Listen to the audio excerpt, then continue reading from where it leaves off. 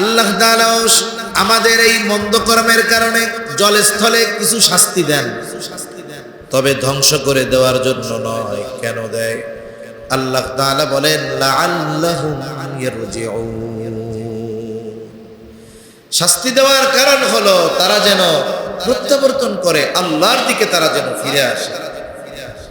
তাহলে এই যে ভূমিকম্প এগুলো বাড়ে, বেশি বেশি হচ্ছে, কিয়ামতের আগে হবে, এর অন্যতম কারণ কি? আমাদের পাপাচার, আমাদের গুনাহ, অবাধ্যতা বেড়ে যাওয়ার কারণে। ভূমিকম্প কখন বাড়ে? বলে জমিনের মধ্যে যখন পাপাচার বেড়ে যায়, ভূমিকম্প বেড়ে যায়, জুলুম বেড়ে যায়, ভূমিকম্প বেড়ে যায়, নাচ গান, বেহায়াপনা, অশ্লীলতা, জেনা, ব্যভিচার, ওজনে কম দেওয়া, এই ধরনের পাপ যখন বেড়ে যায়, বলে ভূমিকম্প তখন বেড়ে যায়। এই পাপগুলো সমাজে বাড়বে, দুনিয়ায় বাড়বে, আস্তে আস্তে ভূমিকম্প বাড়তে থাকবে। কিয়ামতের আগে আল্লাহর নবী বলেন ওয়াতাকসুরাজ জালাজিল, এই জালজালা বেড়ে যাবে। তবে মনে রাখতে হবে, জালজালা বাড়ার যেই কারণগুলো আছে কিয়ামতের আগে তো বাড়বে।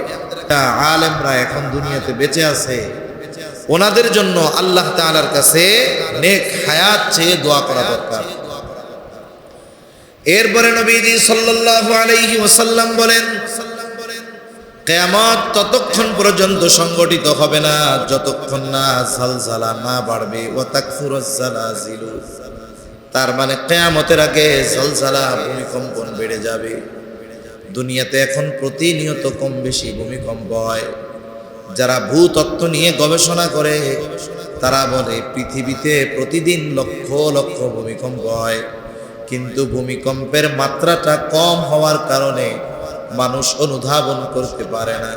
কিন্তু ভূমিকম্প বাড়ছে। যদি সেই ভূমিকম্পের মাত্রাটা 5, 6, 7 মাত্রার হয়, তাহলে মানুষ ওই ভূমিকম্পকে স্পষ্টভাবে অনুধাবন করতে পারে। ভূমিকম্প বাড়ছে, তবে মাত্রা একটু কম। সময়ের সাথে সাথে ভূতাত্ত্বিকরা বলতেছে সময়ের সাথে সাথে বড় বড় ভূমিকম্প ঘন ঘন হওয়ার সম্ভাবনা আছে। এই যে সম্প্রতি সময় কয়েকটা বছরের মধ্যে, কয়েক বছর আগে তুরস্কে ভূমিকম্প হয়েছে, হাজার হাজার ঘরবাড়ি ধসে গেছে। তারপরে কয়েকদিন আগে থাইল্যান্ডে হয়েছে, এই যে অল্প কয়েকদিন আগে আফগানিস্তানে হয়েছে। এত কাছাকাছি সময়ে এত বড় বড় ভূমিকম্প নিকট অতীতেও 10, 15, 20 বছর আগেও হয় নাই। সামনের সময় এই ভূমিকম্প আরো বাড়বে। স্বাভাবিকভাবে দুনিয়ামুখী মানুষ যারা, এরা এই ধরনের ভূমিকম্পের কারণ অনুসন্ধান করে জাগতিক নজরে। তার মানে এরা খুঁজে বৈজ্ঞানিক ব্যাখ্যা কি। বিজ্ঞান বলে আন্তর্মহাদেশীয় টেকটনিক প্লেট আছে, এগুলা 2-1 ইঞ্চি নড়াচড়া দেয়, এই কারণে পৃথিবীর মধ্যে ভূমিকম্প হয়। এটা হলো জাগতিক এক ফয়সালা, জাগতিক এক কারণ। কিন্তু ইমানদার যখনই কোনো ধরনের বালা মুসিবত প্রত্যক্ষ করে দেখে, সে শুধু জাগতিক কারণের উপরেই নির্ভর করে না, সে খুঁজে যে কোরআন সুন্নাহর আলোকে আমাদের কোনো ত্রুটি বিচ্যুতির কারণে এই ধরনের মুসিবত আসতেছে কিনা, এটা ইমানদারেরা তালাশ করে। কেন? কারণ আল্লাহ তাআলা কোরআনুল কারীমের মধ্যে বলেন যাহারাল ফাসাদু ফিল বাররি ওয়াল বাহরি বিমা কাসাবাত আইদিন নাস। আল্লাহ রাব্বুল আলামিন বলেন জলে স্থলে যত ধরনের বিপর্যয় সংঘটিত হয়, বিমা কাসাবাত আইদিন নাস, এগুলো সব মানুষের হাতের কামাই। তাহলে বলেন জলে বা সমুদ্রে যত ধরনের বিপর্যয় হয়, আয়লা লায়লা সিরত, জমিনে ভূমিকম্প, অতিবৃষ্টি, অনাবৃষ্টি সহ যা কিছু হয়, এই সমস্ত বালা মুসিবত হলো আমাদের হাতের কামাই। আমাদের কর্মের ফল আল্লাহ তাআলা দুনিয়াতে দিচ্ছেন। তবে যা দেন, যতটুকু দেন আল্লাহ, এটা আমাদেরকে সমূলে ধ্বংস করে দেওয়ার জন্য দেন না। আমাদেরকে আমাদের এই কর্মের কারণে এই ধরনের স্বাদ আস্বাদন কেন করান? লিউযীকাহুম বা'দাল্লাযী আমিলু লাআল্লাহুম ইয়ারজিউন। আমাদের এই পাপের কারণে, অন্যায়ের কারণে আল্লাহ তাআলা যেই শাস্তি আমাদের আস্বাদন করা, এটা ধ্বংস করে দেওয়ার উদ্দেশ্যে নয়। অনেক সময় দেখবেন ছাত্র যদি অন্যায় করে, শিক্ষক ছাত্রকে শাসন করে, প্রয়োজনে একটু প্রহার করে, পিটানি দেয়। অনেক সময় সন্তান যদি পথচ্যুত হয়ে যেতে যায়, সন্তান যদি কথা না শুনে অন্যায় করে, পিতা মাতা তাকে প্রহার করে, শাস্তি দেয়। ওই সময় যদিও সন্তান অথবা ছাত্র মনে করে ওস্তাদ আমারে মারলো, মা বাপ আমারে মারলো, এদের চাইতে দুশ্মন আর কেউ নাই। যদিও ছাত্র এটা মনে করে, কিন্তু বলেন তো, এই যে ওস্তাদ ছাত্রকে শাসন করে, মা বাবা ছাত্রকে যে শাস্তি দেয়, এটা ওস্তাদ ছাত্রকে ভালোর জন্য শাস্তি দেয় না, মন্দের জন্য। বাবাও সন্তানকে প্রহার করে শাস্তি দেয় ভালোর জন্য। কেন? এই শাসন, এই শাস্তিকে ভয় করে, সেজন্য ওই অন্যায় কাজটা আর না করে। এজন্য আল্লাহ তাআলা আমাদের এই মন্দ কর্মের কারণে জলস্থলে কিছু শাস্তি দেন, তবে ধ্বংস করে দেওয়ার জন্য নয়। কেন দেয়? আল্লাহ তাআলা বলেন লাআল্লাহুম ইয়ারজিউন। শাস্তি দেওয়ার কারণ হলো তারা যেন প্রত্যাবর্তন করে, আল্লাহর দিকে তারা যেন ফিরে আসে। তাহলে এই যে ভূমিকম্প, এগুলো বাড়ে, বেশি বেশি হচ্ছে, কিয়ামতের আগে হবে। এর অন্যতম কারণ কি? আমাদের পাপাচার, আমাদের গুনাহ, অবাধ্যতা বেড়ে যাওয়ার কারণে। ভূমিকম্প কখন বাড়ে? বলে জমিনের মধ্যে যখন পাপাচার বেড়ে যায়, ভূমিকম্প বেড়ে যায়, জুলুম বেড়ে যায়, ভূমিকম্প বেড়ে যায়। নাচ গান, বেহায়াপনা, অশ্লীলতা, জেনা, ব্যভিচার, ওজনে কম দেওয়া, এই ধরনের পাপ যখন বেড়ে যায়, বলে ভূমিকম্প তখন বেড়ে যায়। এই পাপগুলো সমাজে বাড়বে, দুনিয়ায় বাড়বে, আস্তে আস্তে ভূমিকম্প বাড়তে থাকবে।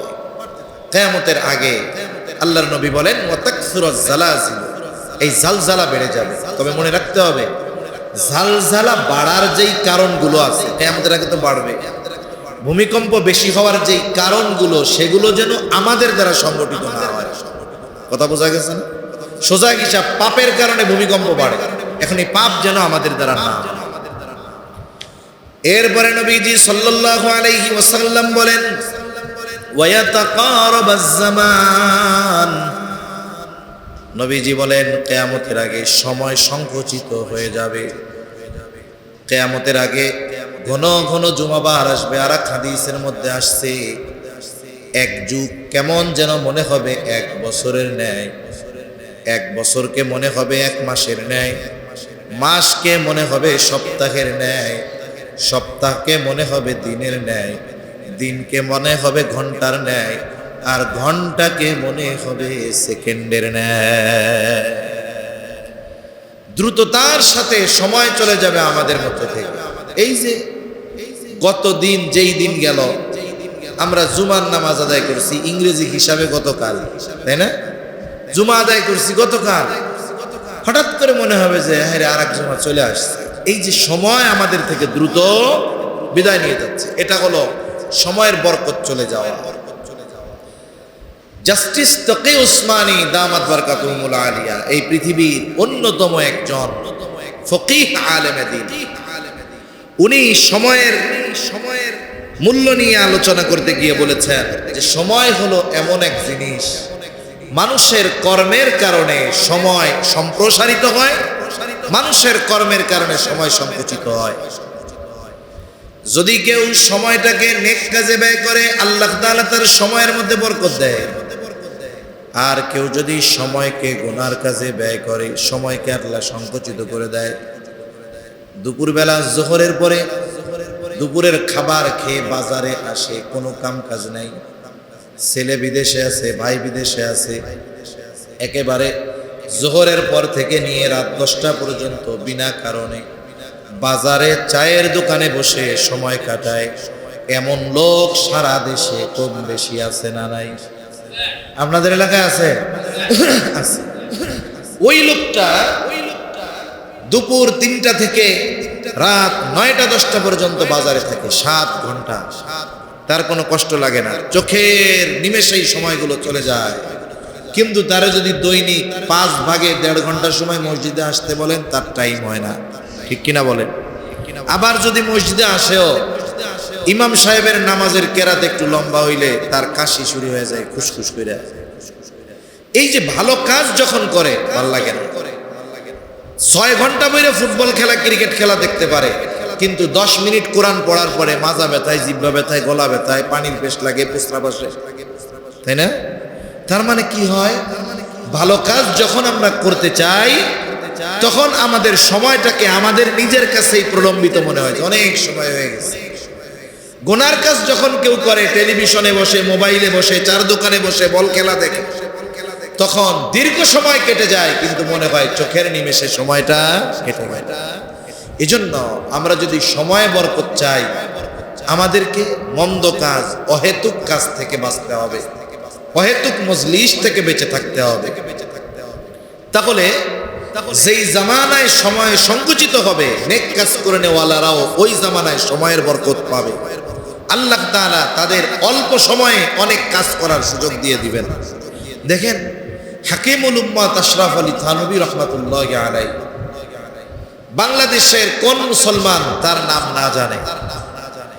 আল্লাহ তাআলা তার দ্বারা কত লেখনী লেখাইছেন, কত জায়গায় সফর করছেন, খানকাই মেহনত করছেন, ওয়াজ মাহফিল করছেন, সাথে সাথে এত পরিমাণ কিতাব তিনি লিখে গেছেন। এখন তো লেখা কত সহজ, এখন লেখার জন্য লেখাপড়াও জানা লাগে না, মুখ দিয়া বললে মোবাইলে লেখা উঠে যায়। আর ওই সময় কালি বানানো, বাঁশ কাইটা কলম বানানো, ওই রকম বাজারে গেলেই দিস্তা দিস্তা কর্ণফুলী কাগজ পাওয়া যাইতো না। অথচ ওই জামানায় উনি এত পরিমাণ লিখছেন, এত পরিমাণ খেদমত করছেন, যেগুলো লিখে গেছেন ওইগুলা পড়ার মতো সময় আমাদের হইতেছে না, অথচ উনি লিখছেন। কেন? বলে আল্লাহ ওনার সময়ের মধ্যে বরকত দিয়েছে, আর এই সময়টাকে উনি নেকের কাজে অতিবাহিত করেছেন। এজন্য আমরাও চেষ্টা করব, আমাদের জীবনের সবচাইতে মূল্যবান সম্পদ হলো হায়াত, সময়, এটার কদর আমরা করব, তাহলে আল্লাহ তাআলা আমাদের সময়ে বরকত দিবে। আমরা যে অহেতুক কাজ করি, আসলে আমাদের জীবনের সবচেয়ে গুরুত্বপূর্ণ কাজ কোনটা? কেউ বলতে পারবেন কোনটা গুরুত্বপূর্ণ কাজ? আমি একটা উসুল আপনাদের বলি, তাহলে নিজেরাই বুঝতে পারবেন যে এই কাজগুলো আমার জীবনের সবচেয়ে গুরুত্বপূর্ণ কাজ। কথার কথা, একজনের প্রিয় চায়ের দোকানে আড্ডা দেওয়া, আর একজনের প্রিয় কাজ মোবাইল দেখা, আর একজনের প্রিয় কাজ বল খেলা।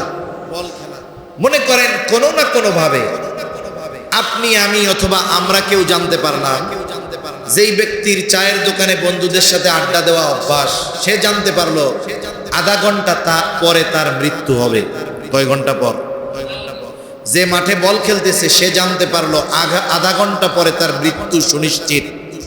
চার দোকানে যিনি বসে আছে উনি জানতে পারলেন আধা ঘন্টা পরে তার মৃত্যু সুনিশ্চিত।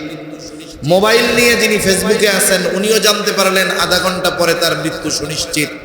এই ব্যক্তিগুলো যদি মুসলমান হয়, যে যে নেশাই তার থাকুক না কেন, ও যদি জানতে পারে আধা ঘন্টা পরে ওর মৃত্যু সুনিশ্চিত, বলেন তো ওরা কি করবে?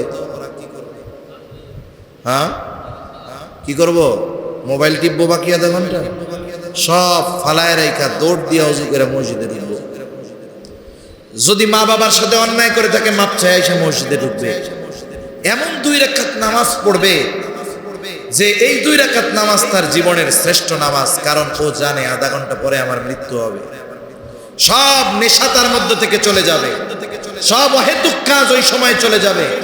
ওই সময়টাতে ডানে কে কি করতেছে এটা সে তাকায় দেখবে না, বরং আল্লাহর কাছে রোনাজারি করবে, কান্নাকাটি করবে। ওই সময়টাতে খালেস ভাবে তাওবা করবে। এই যে আমি আপনি যদি জানতে পারি আধা ঘন্টা পরে আমার মৃত্যু, এই আধা ঘন্টা যেই কাজগুলো আমি আপনি করব, ওই কাজগুলোই হলো আমার আপনার জীবনের সবচাইতে শ্রেষ্ঠ কাজ। এজন্য সম্মানিত উপস্থিতি, আমরা আমাদের সময়গুলোকে এইভাবে নষ্ট করব না। তাহলে ফিতনা আগমনের আগে একের পর এক ছোট বড় ফিতনার আগমন ঘটবে। নবী করিম সাল্লাল্লাহু আলাইহি ওয়াসাল্লাম দাজ্জালের ফিতনা থেকে উম্মতকে হেফাজত থাকার আমল শিখিয়ে দিয়েছেন। নবীজি জানায় দেন, যদি কোনো ব্যক্তি জুমার দিন সূরা কাহাফের আমল করে তাহলে আল্লাহ তাআলা তাকে দাজ্জালের ফিতনা থেকে হেফাজত করবে। সূরা কাহফের কমপক্ষে প্রথম 10 আয়াত আমরা সবাই মুখস্থ করব। 10টা আয়াত এক এক সপ্তাহে এক একটা করেন, 10 আয়াত যেন মুখস্থ হয়ে যায়। ঘরের মানুষ যারা আছে এদেরকে মুখস্থ করাবো। ছোট বাচ্চা যারা আছে ওরা পড়তে পারে না, কিন্তু ওদেরকে শুনিয়ে শুনিয়ে মুখস্থ করায় ফেলবো। এটাকে কেমন জরুরি বানাবো আমার আপনার জন্য? মনে করেন আজকে রাত্রে যারা খানা খান নাই, বলেন তো হায়াত যদি থাকে আশা করা যায় রাত্রে না খাইলে সে মারা যাবে না। কিন্তু আল্লাহ তাআলা দুনিয়ার কিছু নিজাম দিয়ে দিয়েছেন, যেই বিষয়গুলো না থাকলে সে বাঁচবে না, এটার ফয়সালা আল্লাহ দিয়ে দিয়েছেন। যেমন শ্বাস নেওয়া ছাড়া, অক্সিজেন গ্রহণ করা, কার্বন ডাই অক্সাইড ছাড়া রাতে না খেয়ে সবাই থাকতে পারবো। কিন্তু কোন আল্লাহর বান্দা আছেন নাকি যে হুজুর 5টা মিনিট তিনি নিঃশ্বাস নিয়ে অথবা ছেড়ে যে কোনো একটা বাদ দিয়ে 5টা মিনিট বেঁচে থাকবেন, এমন কোন আল্লাহর বান্দা ব্রাহ্মণবাড়িয়ায় আছে? গোটা দুনিয়ার মধ্যে কেউ নেই। তাহলে আমার জন্য খাবার জরুরি না, শ্বাস প্রশ্বাস যতটা জরুরি আমার জন্য চিকিৎসা জরুরি না, বলে শ্বাস প্রশ্বাস যতটা জরুরি আমার জন্য সম্মান ততটা জরুরি না, বলে বেঁচে থাকার জন্য শ্বাস প্রশ্বাস যতটা জরুরি। এই শ্বাস প্রশ্বাসকে আমি আপনি যতটা জরুরি মনে করি, আমার আপনার জীবনে সূরা কাহফকে ওই রকম জরুরি এক আমল বানায় ফেলবো কোন ইনশাআল্লাহ। প্রত্যেক দিন তো নয়, কমপক্ষে জুমার দিন এই আমল আমরা করব। যদি করি কি হবে? দাজ্জালের ফিতনা থেকে আল্লাহ হেফাজত করবে। শুধু তাই না, বুজুর্গানে দিন বলেন যেই আমল দাজ্জালের ফিতনার মতো এরকম বৃহৎ ফিতনা থেকে উম্মতকে বাঁচাতে পারে, হেফাজত করতে পারে, তাহলে সূরা কাহফের আমল যারা করবে দাজ্জাল আগমনের আগে যত ধরনের ফিতনা প্রকাশ পাবে সব ফিতনা থেকে আশা করা যায় আল্লাহ রব্বুল আলামিন তাকে হেফাজত করবে। তাহলে নবীজি সাল্লাল্লাহু আলাইহি ওয়াসাল্লাম 4 নম্বরে বললেন ওয়া তাযহারাল ফিতান, ফিতনা প্রকাশ পাবে কিয়ামতের আগে। সবচাইতে বড় ফিতনা হবে দাজ্জালের ফিতনা। আর এই ফিতনা থেকে বাঁচার জন্য নবীজি আমল শিখিয়ে দিয়েছেন, সূরা কাহফের আমল। 5 নম্বর নবীজি সাল্লাল্লাহু আলাইহি ওয়াসাল্লাম বলেন ফাতাকসুরুল হারাজ, কিয়ামতের আগে হত্যাকাণ্ড বেড়ে যাবে। সাহাবায়ে কেরাম জিজ্ঞাসা করলেন ইয়া রাসূলুল্লাহ সাল্লাল্লাহু আলাইহি ওয়াসাল্লাম, আমরা তো প্রতি বছর যুদ্ধের ময়দানে লক্ষ লক্ষ হাজার হাজার মুশরিকদেরকে হত্যা করি। নবীজি বলেন হারজ দ্বারা এই হত্যা উদ্দেশ্য নয়, বরং নবীজি জানায় দেন হারজ দ্বারা উদ্দেশ্য হলো তোমাদের নিজেদের মধ্যে পারস্পরিক হত্যাকাণ্ড বেড়ে যাবে। মুসলমানদের মধ্যে হত্যাকাণ্ড বাড়বে। বর্তমান সময়ে একই জায়গায় একই সময়ে একসাথে বর্তমানে সবচাইতে বেশি মানুষ মারা যায় ফিলিস্তিনের গাজায়। খাবারের অভাবে মারা যাচ্ছে, চিকিৎসার অভাবে মারা যাচ্ছে। ওই পাশ দিয়ে হায়না ইহুদি ইসরায়েলি ইহুদিরা নির্বিচারে বোমা হামলা করে হত্যা করতেছে। অবরুদ্ধ এই গাজা, আমি আপনি দূর থেকে হৃদয়ের আকুতি থাকার পরেও, তাদের জন্য ইচ্ছা থাকার পরেও দোয়া ছাড়া অনেক সময় কিছু করতে পারতেছি না। গোটা দুনিয়াতে প্রতিদিন অমুসলিমদের হাতে যত মুসলিম মারা যায়, প্রতিদিন অমুসলিমদের হাতে যত মুসলিম গোটা দুনিয়াতে নির্বিচারে হত্যার শিকার হয়, তার চাইতে কমপক্ষে 10 গুণ বেশি হত্যা প্রতিদিন মুসলমানদের হাতে অপর মুসলমানের ব্যাপারে হত্যা সংঘটিত হয়। তার মানে গোটা পৃথিবীর অমুসলিমেরা একদিনে যত মুসলমান না মারে, এক মুসলমান অপর মুসলমানের মাধ্যমে প্রতিদিন তার 10 গুণ বেশি হত্যাকাণ্ডের শিকার হয়। কথা বুঝতে পারছেন নিশ্চয়ই? প্রতিদিন। এটা রাজনৈতিক কারণে হয়, অনেক সময় পারিবারিক দ্বন্দ্বের কারণে হয়, স্বামী স্ত্রীর দ্বন্দ্বের কারণে হয়, সম্পদের কারণে হয়, চুরি ডাকাতি ছিনতাইয়ের কারণে হয়। হত্যা হচ্ছে কে? বলে এক মুসলমান আর এক মুসলমানের মাধ্যমে। এই যে আল্লাহ রাসূল সাল্লাল্লাহু আলাইহি ওয়াসাল্লাম কিয়ামতের আগে এই ধরনের হত্যাকাণ্ড বেড়ে যাওয়ার কথা বলেছেন। নিজেদের মধ্যে হত্যাকাণ্ড বাড়বে, এক প্রতিবেশী আর এক প্রতিবেশীকে হত্যা করবে, চাচা ভাতিজাকে হত্যা করবে, ভাতিজা চাচাকে হত্যা করবে, বাবা সন্তানকে, ছেলে বাবাকে হত্যা করবে, মা মেয়েকে, মেয়ে মাকে হত্যা করবে। এইভাবে একে অপরকে হত্যা করবে, নির্বিচার এই ধরনের হত্যাকাণ্ড চলতে থাকবে। নবীজি বলেন কিয়ামতের আগে মুসলমানদের মধ্যে এরকম পারস্পরিক হত্যাকাণ্ড বাড়বে। অথচ দেখুন মুসলমানের প্রতি হত্যা তো বহুদূর, সর্বোচ্চ কোমল এবং নরম আচরণ করার দরকার ছিল। সাহাবায়ে কেরামের ওই গুণ মুমিনদের মধ্যে থাকার দরকার ছিল। রুহামাউ বাইনাহুম, একের প্রতি এক মুসলমান একে অপরের প্রতি হবে রহমদিল, তাদের আচরণেও যেন আর এক মুসলমান কষ্ট না পায়, এই চিন্তা থাকবে আমাদের। অথচ আমরা কি করতেছি? আমরা মুসলমানকে নির্বিচারে অন্যায়ভাবে সামান্য স্বার্থের জন্য হত্যা করতেও পিছপা হইতেছি না। তুচ্ছ কারণে আমরা একে অপরকে হত্যা করে ফেলতেছি, তুচ্ছ কারণে একে অপরের সাথে শত্রুতা বিদ্বেষ এগুলো আমরা বাড়াচ্ছি। অথচ নবী সাল্লাল্লাহু আলাইহি ওয়াসাল্লাম বলেন আল মুসলিমু মান সালিমাল মুসলিমুনা মিন লিসানিহি ওয়া ইয়াদিহি। নবীজি সাল্লাল্লাহু আলাইহি ওয়াসাল্লাম বলেন প্রকৃত মুসলমান হলো ওই ব্যক্তি যার জবান এবং হাতের অনিষ্ট থেকে অপর মুসলমান নিরাপদ থাকে। হত্যা তো বহুদূর, একজন মুসলমান আমার কথার দ্বারাও যেন কষ্ট না পায়, আমার এরকম মুসলমান হওয়ার দরকার ছিল যে আমি মুসলিম, আমার দ্বারা অপর মুসলিম ভাই যেন কথার দ্বারাও কষ্ট না পায়। অথচ আমরা তো মুসলমানদেরকে কতভাবে কষ্ট দেই। এজন্য নবীজি সাল্লাল্লাহু আলাইহি ওয়াসাল্লাম আর এক হাদিসের মধ্যে বলেন সিবাবুল মুমিনি ফুসুকুন ওয়া কিতালুহু কুফর।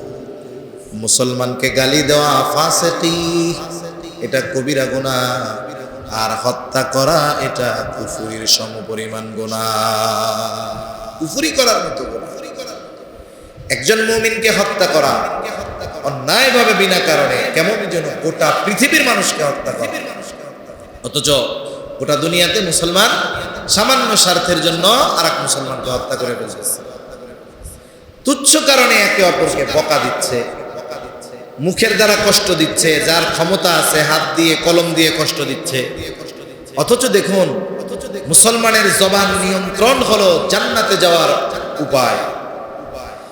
নবীজি সাল্লাল্লাহু আলাইহি ওয়াসাল্লাম বলেন তোমরা আমাকে দুটো জিনিস হেফাজতের গ্যারান্টি দাও, আমি তোমাদেরকে জান্নাতের গ্যারান্টি দেব। একটা হলো উভয় চোয়ালের মধ্যবর্তী গোশতের টুকরা, যেটা হলো জিহ্বা, তার মানে জবান হেফাজতের গ্যারান্টি দাও, আর লজ্জাস্থান হেফাজতের গ্যারান্টি দাও, আমি তোমাদের জান্নাতের গ্যারান্টি দিব। তাহলে জান্নাতে যদি যেতে হয় জবান হেফাজতের দরকার আছে না নাই? আবার নবীজি বললেন প্রকৃত মুসলমান হলো সে যার জবান এবং হাতের অনিষ্ট থেকে অপর মুসলমান নিরাপদ থাকে। তাহলে প্রকৃত মুসলমান যদি হতে হয় জবান নিয়ন্ত্রণের প্রয়োজন আছে না নাই? এই জন্য যেই মুমিন জবানকে নিয়ন্ত্রণ করতে পারবে সে পরিপূর্ণ মুসলমানিত্ব অর্জন করতে পারবে, নবীর থেকে জান্নাতে যাওয়ার গ্যারান্টি পেয়ে যাবে। এজন্য আমরা যারা আছি বাহিরে শুনতেছি, আমরা নিজেরা নিজের সাথে ওয়াদাবদ্ধ হব যে আজ থেকে, এখন থেকে আমি আর এক মুমিন ভাইকে কথার দ্বারা কষ্ট দিব না, আমি বকা দিব না, গালি দিব না, আমি অন্যায়ভাবে তার উপরে কোনো ধরনের অবিচার করব না। যদি সে আমার প্রতি কোনো জুলুম করে তাহলে আরেকজন ভাইকে সাথে নিয়ে এটার ফয়সালা আমরা করব। এই অভ্যন্তরীণভাবে আমাদের এই ছোট ছোট বিষয়গুলোর দ্বন্দ্বগুলো যদি আমরা অভ্যন্তরীণভাবে সমাধানে অভ্যস্ত হতাম তাহলে গোটা দুনিয়া মুসলমানেরা হাজারো মতে বিভক্ত হতো না। আমরা তো এক ঘরের মধ্যে অনেক সময় ৩-৪ মতে বিভক্ত হয়ে যায়, আর এটাকে আমরা শত্রুতার কারণ বানায় ফেলি, এমনটা যেন না হয়। এজন্য আজকে থেকে এই কথাটা কমপক্ষে নিজের সাথে নিজে ওয়াদাবদ্ধ হব, প্রতিজ্ঞাবদ্ধ হব যে আমি আজকে থেকে কথার দ্বারা কোনো মুমিন ভাইকে কষ্ট দিব না, আমি কোনো মুমিন ভাইয়ের সাথে রূঢ় আচরণ করব না, আমি কোনো মুসলমান নয় অমুসলমানও আমি কাউকে বকাঝকা দিব না। এরপরে নবীজি সাল্লাল্লাহু আলাইহি ওয়াসাল্লাম ৬ নম্বরে বলেন হাত্তা ইউকসারা ফীকুমুল মালু ফায়াফিদু, কিয়ামতের আগে মানুষের সম্পদ এত পরিমাণ বেড়ে যাবে যে সম্পদ উপচিয়ে পড়বে। মুরব্বীদের মুখে শুনেছি 30-40 বছর আগেও মানুষ খাবারের অভাবে মারা যাইত, গাজায়ও খাবারের অভাবে মারা যায়, কিন্তু গাজা তো অবরুদ্ধ। যদি গাজাকে অবরুদ্ধ না করা হতো, গোটা দুনিয়ার মুসলমানদের পক্ষ থেকে যেই পরিমাণ খাবার গাজাবাসীর জন্য যাইত, এটা তাদের জন্য যথেষ্ট হয়ে আরো বিপুল পরিমাণ অতিরিক্ত হয়ে যাইত। শত শত হাজার হাজার ট্রাক আটকায় রাখছে খাবারে, যাইতে দেয় না। যাইতে দেয় কি বলে? যাইতে দেয় কাফনের কাপড়ের ট্রাক। খাবারের ট্রাক যাইতে দেয় না, কাফনের কাপড়ের ট্রাক যাইতে দেয়। কিয়ামতের আগে মাল সম্পদ মানুষের এভাবে বাড়বে। মুহাদ্দিসিনে কেরাম বলেন এই অবস্থাটা পরিপূর্ণতা লাভ করবে ঈসা আলাইহিস সালাম যখন দাজ্জালকে হত্যা করবে। এরপরে গোটা পৃথিবীতে ইসলামের সুবাতাস বইবে, পৃথিবীর আনাচে কানাচে ইসলাম পৌঁছে যাবে, একটা অমুসলিমও থাকবে না।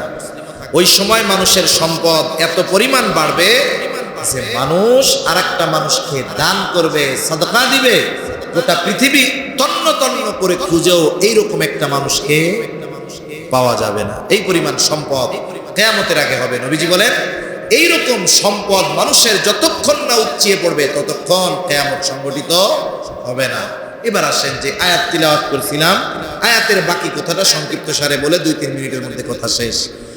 আল্লাহ তাআলা বলেন ইন্নাল্লাহা ইনদাহু ইলমুস সাআহ, কিয়ামতের ইলম একমাত্র আল্লাহ তাআলার নিকট, কেউ জানে না কখন কিয়ামত হবে। 2 নাম্বার আল্লাহ তাআলা বলেন ওয়া ইউনাজ্জিলুল গায়স, তিনি বৃষ্টি নামান, তার মানে কখন কোথায় বৃষ্টি হবে দুনিয়ার কেউ জানে না, যিনি জানেন তিনি কে? তিনি বৃষ্টি দেন। মেঘ হইলে বৃষ্টি হয় এমন না, বরং মেঘ না হলেও অনেক সময় বৃষ্টি হয়। মাথার উপরে ফাঁকা, কিচ্ছু নাই, কিন্তু এমন বৃষ্টি হইছে মোটামুটি হাঁটু পানি বেঁধে গেছে। আবার এমন মেঘ সারা আকাশ মনে হচ্ছে কালো অন্ধকার। দুপুর 12টার সময় মনে হচ্ছে যে আমাবস্যার রাত, রাত 12টা বাজে এখন। মানুষ চিন্তা করতেছে আল্লাহ রে আজকে এমন ঝড় বৃষ্টি হবে, আজকে মনে হয় রাস্তায় আর আগামীকাল বের হওয়া যাবে না, নৌকা ঢোকা লাগবে। ঘরে ঢুকছে, একটু পরে দেখে যে আকাশ 10 মিনিটের মধ্যে ক্লিয়ার। হয় কি হয় না? মেঘ হলেই বৃষ্টি হয় না, বরং ওয়ায়ুনাজ্জিলুল গায়স, বৃষ্টি নামান কে? ওয়া ইয়ালামু মা ফিল আরহাম, মাতৃগর্ভে কি আছে, ছেলে না মেয়ে, এটা দুনিয়ার কেউ জানে না। এখন বলতে পারেন হুজুর দুনিয়া আসার আগেই তো আলট্রাসোনোগ্রাম করায় আমরা জানা ফেলি এটা ছেলে না মেয়ে। বলে হ্যাঁ, মায়ের পেটে জানা যায় ছেলে না মেয়ে প্রযুক্তির মাধ্যমে। তবে কখন? বলে যখন আল্লাহ তাআলা ওই মাংসপিণ্ড, রক্তপিণ্ড, এরপরে মাংসপিণ্ডকে যখন আল্লাহ তাআলা একটা আকৃতি প্রদান করেন, এরপরে জানা যায়। কিন্তু এর আগে 4 মাস প্রায় সময় মাতৃগর্ভে ওই যে তুচ্ছ পানিকে আল্লাহ তাআলা জমাট পানিতে পরিণত করেন, এরপরে জমাট রক্তে পরিণত করেন, এরপরে মাংস পিণ্ডে পরিণত করেন। এই সময়কাল পর্যন্ত দুনিয়ার কোনো বিজ্ঞান বলতে পারে না মায়ের গর্ভে ওই ভ্রূণটা ছেলে হবে নাকি মেয়ে হবে। এটা বলতে পারে কখন? বলে গর্ভের সন্তানের বয়স যখন, গর্ভের বয়স 5-6 মাস হয়, তখন 6-7 মাস হলে এরপরে হয়তো বলতে পারে। কিন্তু ওই যে যখন বাচ্চা মায়ের রেহেমে গেছে, ওই দিন থেকে নিয়ে নিশ্চিতভাবে 4 মাস পর্যন্ত দুনিয়ার কোনো বিজ্ঞান বলতে পারবে না এটা কি হয়েছে। কমপক্ষে 4 মাস বলতে পারে, তাও 6-7 মাস লাগে, এরপরে বলতে পারে যে এটা ছেলে না মেয়ে। কিন্তু এর আগে, আকৃতি দেওয়ার আগে দুনিয়ার কোনো বিজ্ঞানী এটা বলতে পারবে না যে এই মাংসপিণ্ডটা বা এই রক্তপিণ্ডটা ছেলে হবে না মেয়ে হবে। এটা বলার ক্ষমতা দুনিয়ার কারো নাই, তবে যার আছে তিনি কে? আল্লাহ। এরপরে আল্লাহ তাআলা বলেন ওয়া মা তাদরি নাফসুম মাযা তাকসিবু গাদা, কেউ জানে না আগামীকাল সে কি উপার্জন করবে। আজকে সে হয়তো গরিব, আগামীকাল হয়তো সে ধনী, আজকে যে ধনী সে হয়তো আগামীকাল গরিব। এজন্য কবি কত সুন্দর কথা বলে, নদীর এপার ভাঙে ও পার গড়ে, এই তো নদীর খেলা। সকাল বেলার ধনীর তুই ফকির সন্ধ্যাবেলা। আমরা কেউ জানি না যে আগামী দিনের সূর্যোদয় আমাদের নসিবে আছে কিনা। হয়তো অনেকে খানা খান নাই, বাসায় গেলে খাবেন, খানা বাইরে রাখছে, রেডি করে রাখছে, এখনো এর নিশ্চয়তা নাই যে গিয়া খাইতে পারবে কিনা, ঠিক কিনা বলেন। এজন্য আগামী দিন কার নসিবে কি আছে, কে কি উপার্জন করবে, এটা কেউ জানে না, এটা একমাত্র আল্লাহ তাআলা জানে। এরপরে আল্লাহ তাআলা বলেন, ওমা তাদরি নাফসুম বিআইয়ি আরদিন তামুত। কেউ জানে না কোন জমিনে তার মৃত্যু হবে। তাফসীরের মধ্যে আসছে, যার যেখানে মৃত্যু লেখা থাকে, যদি ওই জায়গায় তার কোনো প্রয়োজন নাও থাকে, যাওয়ার প্রয়োজন যদি নাও থাকে, আল্লাহ তাআলা প্রয়োজন সৃষ্টি করে তাকে ওই জায়গায় নিয়ে যায়। অনেক সময় আছে, অনেক মানুষ গ্রাম থেকে বাইরে হয় না, জীবনে একদিন গেছে ব্রাহ্মণবাড়িয়া শহরে, ওই দিনই ট্রাক অ্যাক্সিডেন্ট করে মারা গেছে। মানুষ আফসোস করে কয়, আরে এটা জীবনে কোনো দিন বাইরে নেই, একদিনই বাইরে হইলো, একদিনেই শেষ। কয় ওর মরণ তো ওই জায়গায় লেখা ছিল, এজন্য আল্লাহ প্রয়োজন সৃষ্টি করে ওকে ওইখানে নিয়ে গেছে। এজন্য কার মৃত্যু কোথায় লেখা আছে কেউ জানে না। অনেক সময় প্রবাসে আমাদের তরুণ যুবক ভাইয়েরা যায়, ওইখানেই তার জীবনের সমাপ্তি ঘটে। বলে ওইখানে সে শুধু উপার্জন করতে গেছে তা না, আল্লাহ এই উপার্জনের প্রয়োজন সৃষ্টি করে তার মৃত্যু ওই জায়গায় আছে, এই জন্য তাকে ওইখানে নিয়ে গেছে। এজন্য কোন জমিনে কার মৃত্যু এটা কেউ জানে না, জানে কে? আল্লাহ তাআলা জানে। এজন্য সম্মানিত উপস্থিতি, কিয়ামত সংঘটিত হবে সুনিশ্চিত, কোনো সন্দেহ নাই।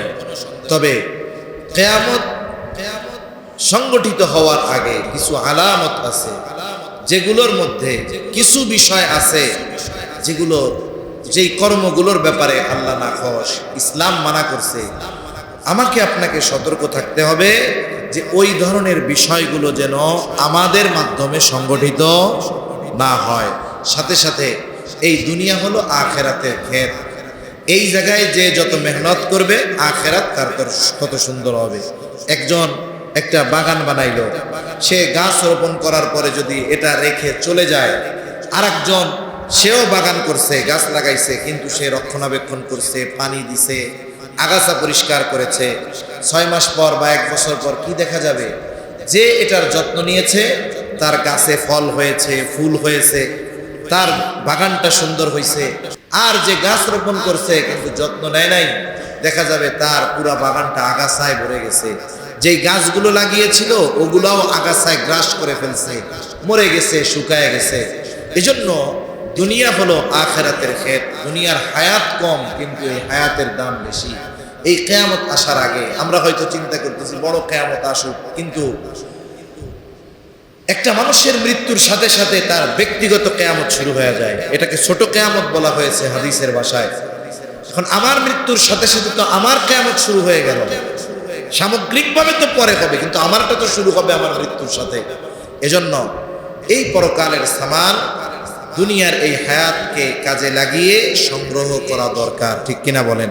এজন্য সম্মানিত ভাইয়েরা, আমরা আমাদের সময়গুলোকে নষ্ট করব না, গুনার কাজে সময়গুলোকে ব্যয় করব না। কারণ ইদানিং সময় আমরা দেখি যে বৃদ্ধ মানুষের চাইতে যারা মধ্যম বয়সী যুবক তরুণ তাদের মৃত্যুর হার বেশি। বর্তমানে বাংলাদেশে দৈনিক 3200 থেকে 3500 মানুষ মারা যায়, দৈনিক মারা যায় বাংলাদেশে। এর মধ্যে প্রায় 40-45% উপরে যারা মারা যায় তারা যুবক বয়সের, 30 থেকে 45-এর মধ্যে বয়স। অথচ এই সময়টাতেই মানুষের শক্তি, প্রভাব, প্রতিপত্তি বেশি থাকে, কিন্তু এই সময়টা মৃত্যুর সময় বেশি। আমি এখন সুস্থ দেখা যাচ্ছে, সকালবেলা আমি নাও বাঁচতে পারি। এজন্য সময়ের কদর করা, প্রতিটা সময়কে নিজের জীবনের শেষ সময়গুলো ভাবা, প্রতিটা দিনকে নিজের জীবনের শেষ দিন ভাবা, প্রতিটা নামাজকে নিজের জীবনের শেষ সময়, শেষ নামাজ ভাবা। যদি এইভাবে আমরা আমাদের জীবন পরিচালনা করি, আখিরাতের প্রস্তুতি সর্বদা নিয়ে নেই, তাহলে দেখবেন আমার দ্বারা অপর মুমিন কষ্ট পাবে না, আমার দ্বারা অন্যের হক নষ্ট হবে না, আমার দ্বারা পাপাচার হবে না, অনাচার হবে না, অশ্লীলতা হবে না। এক পবিত্র সুন্দর জীবন আমার দ্বারা অতিবাহিত হবে। আর এই কারণে দুনিয়ার জীবন যখন শেষ হবে আমি অনন্তকালেও এক পবিত্র সুন্দর জীবন লাভ করব। আল্লাহ সুবহানাহু ওয়া তাআলা আমাদের সবাইকে কথাগুলো বুঝবার তৌফিক দান করেন। সকলে বলি আমিন। ওয়া আখিরু দাওয়ানা আলহামদুলিল্লাহি রাব্বিল আলামিন। আসসালামু আলাইকুম ওয়া রাহমাতুল্লাহি ওয়া বারাকাতুহু।